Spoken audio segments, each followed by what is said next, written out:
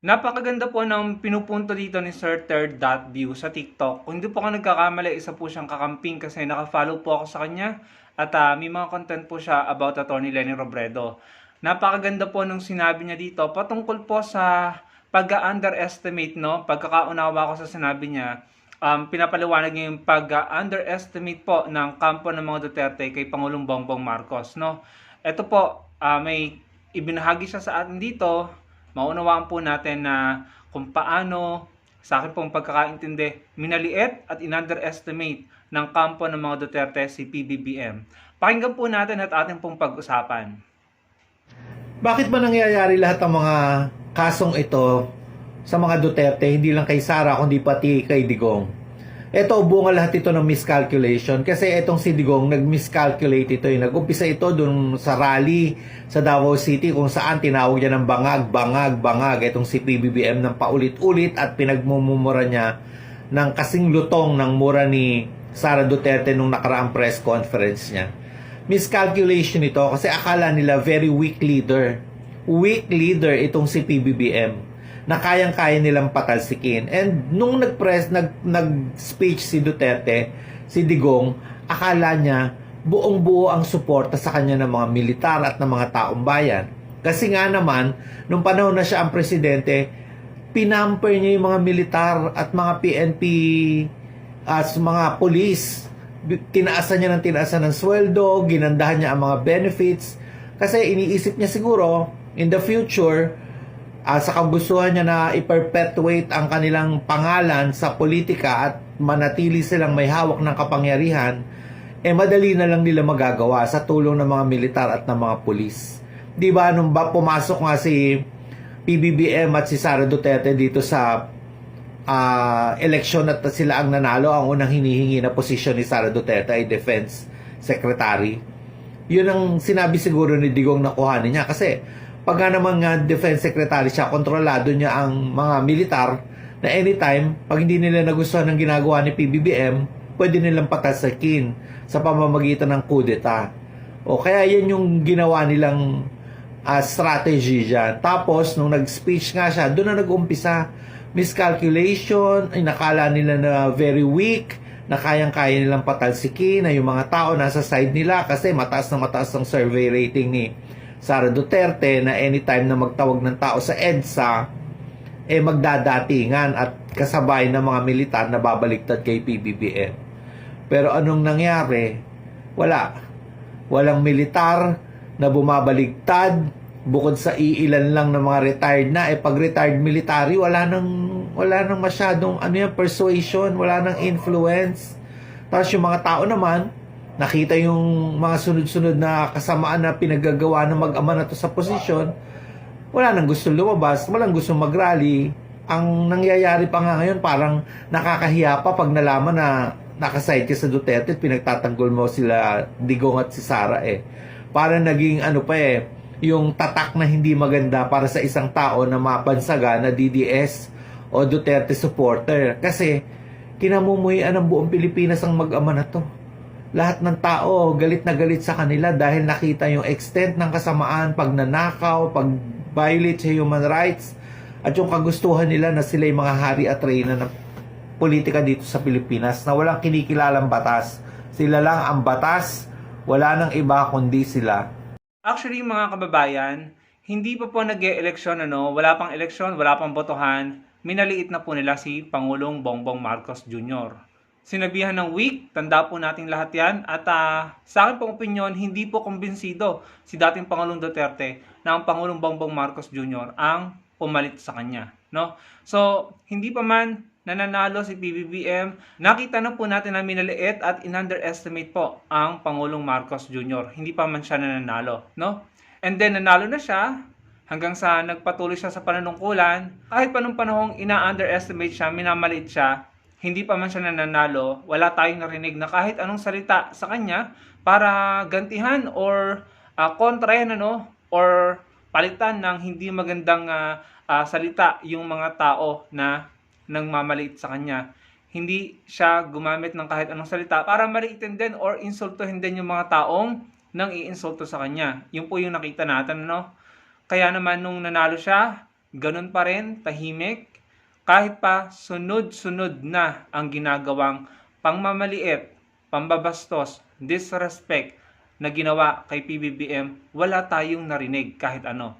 May narinig lang tayo sa kanya ng salita nung time na sinabihan na siya na ipatutumba siya, no? Yung time na nagbitaw na ng talaga namang nakakagulat na tila threat sa buhay ng Pangulo, kay FL at kay Speaker nung nagsalita na si BP Sara. Noon lamang po natin narinig na nagsalita si PBBM, no? Na sabi niya, papalaga na niya, no? So noon pa lang, mula pa lang ng eleksyon or hindi pa nga nagsisimulang eleksyon, minamaliit na siya ng kampo ng mga Duterte, no? Dating Pangulong Duterte ang nagsabi, weak si PBBM. At yung nga pong parinig niya na meron daw siyang kilala na kandidato na sinasabing nagpupulburon, ano? So doon pa lang, hanggang ngayon, 2024, present time, sandamakmak na pangmamaliit, disrespect ang dinanas niya at yung panawagan na mag-withdraw ng suporta ang PNP at AFP sa Pangulong Marcos, yung sandamakmak na sinabi na disrespect at ginawang content laban sa Pangulong Marcos ng mga DDS vloggers, ng kanilang mga pinuno, yung iba mga abogado pa, no? Lahat yon sinambot niya, wala tayong narinig na kahit anong pagganti pagdating sa pananalita, no? Hanggang ngayon. Pero yung pangmamaliit, no, at pag-underestimate ng kampo ng mga DDS ng mga Duterte kay PBBM, anong napala nila? Wala. Hindi nila napatumba ang administrasyon ng Pangulong Bongbong Marcos, no? Kahit parang they did everything na no? Lahat na ng salita, sinabi nila, masasakit na salita, pang-iinsulto. And yung mga panawagan nila na ihiwalay ang Mindanao, na magkudita sa mga rally nila, may mga ganung panawagan, wala pong nangyari. So sa madaling salita, yung in-underestimate nila at minaliit nila, hindi pala nila kaya. In reality, mas matatag at mas strong at mas malakas yung ganung uri ng tao or pinuno. Yung hindi man nagsasalita, hindi man palapatol, hindi man palaaway, pero hindi rin nila kayang pabagsakin. Because ang nakikita natin, yung mga taong nagpapabagsak, yung mga taong sinusubukang paghiwa-hiwalayin ang mga Pilipino at ang Pilipinas, yung mga taong humihila pababa sa administrasyon ng Pangulong Bongbong Marcos, sila ang bumabagsak. Yun po ang realidad, mga kababayan. Yun po ang nangyayari. Kung sino pa yung mga tao na gustong patalsikin si PBBM, sila pa itong sinampahan ng mga patong-patong na kaso, sila itong humaharap sa mga impeachment complaint. Hindi lang isa, dalawa pa. At parang may susunod pa yata sa susunod na taon. At yung mga kakampi nila, yung mga tao, yung kanilang kampo, no? Yung mga tao doon sa kanilang kampo, mga prominenteng personalidad na talagang nagsama-sama na. Nag-EDSA, nagtitipon-tipon, nagrarally, gumagawa ng mga content para hilahin, pabagsakin ng administrasyon ni PBBM. Sila po ang nakakaranas ngayon ng pagbagsak, mga kababayan. Yun po yung nakikita ko bilang ordinaryong Pilipino kasi yun po yung realidad. Sila ang bumabagsak, hindi ang Pangulong Bongbong Marcos.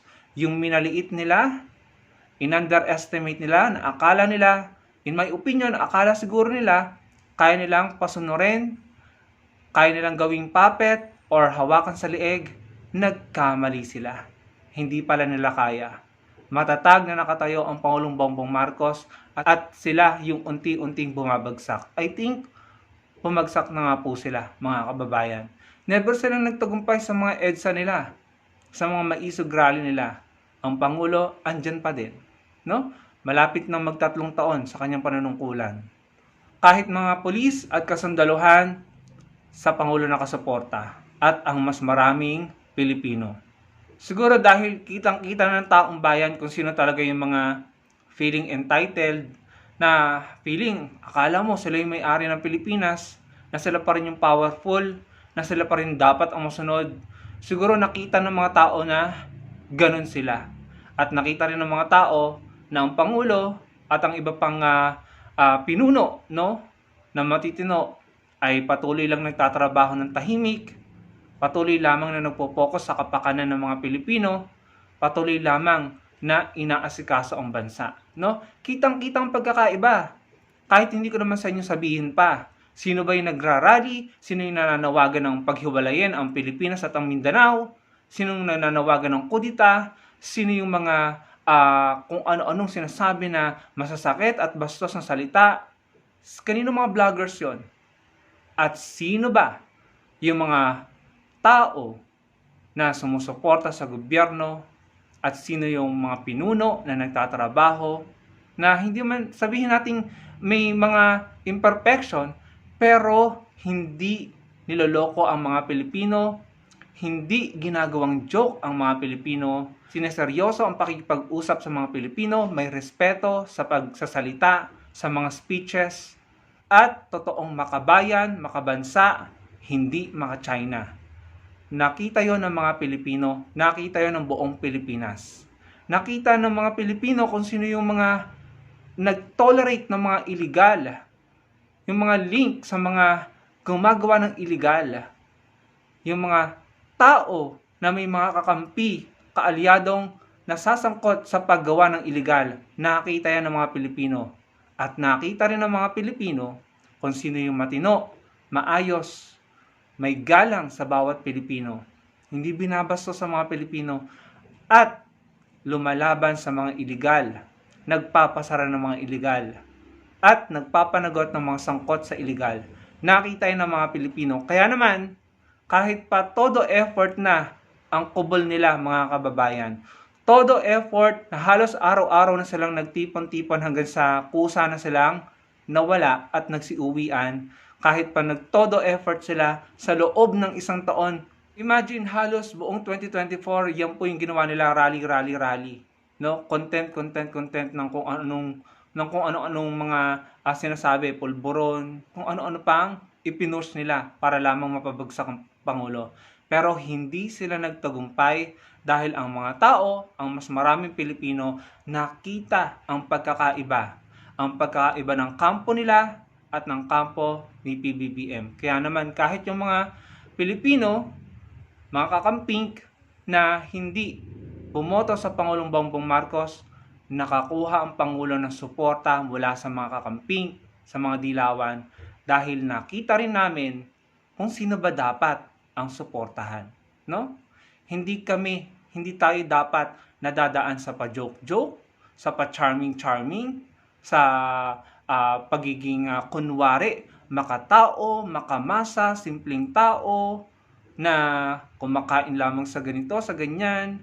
Yung pala naman ay aminado na merong bilyong-bilyong halaga ng pera sa bangko. So, sana, no, yung mga napaniwala sa mga paandar na simpleng tao, kumakain ng nakakamay, kumakain ng isaw-isaw, maging matalino po tayo mga kababayan.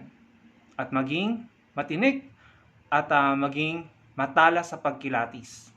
Sana hindi na tayo nadadala sa mga paandar na kinukuha lamang ang ating loob at emosyon. Yung mga appeal to emotion ba?